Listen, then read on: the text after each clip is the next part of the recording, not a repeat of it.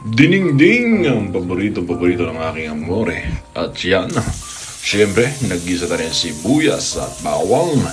At yan, lagyan ko ng konting taba at laman-laman. At nilagyan ko ng kamatis. Syempre, hindi mawala ang Baguio beans. At syempre, taglinis din ako ng isda. Tinanggalan ko ng mga dugo-dugo sa ilalim nyo. Ayun. At syempre, naglagay na rin ako ng talong. Napakasarap nito. At yan, piniprito ko na.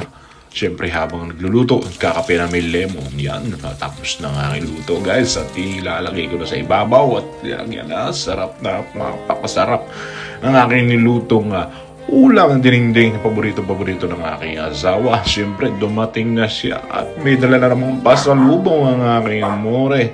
At tuwang-tuwa na naman ang aking amo, Senyor Bono. At talaga, at pinagbalad pa ng aking amore at talagang tuwang-tuwa talaga. At pag mayroong tao na bisita dito sa kanyang bahay. At syempre, yan. Syempre, hindi man niya mabuksan at bubuksan na lang ni amore. Thank you, Lord. At talagang napaka-bless namin dito sa aming amo.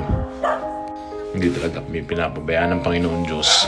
At syempre, ayun. First bite.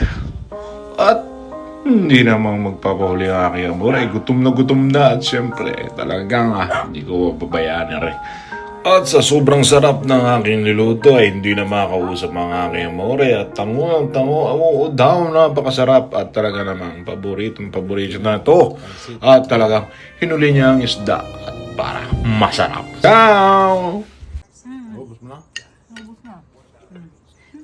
Wow. Wala na rin. Wala, konti na lang.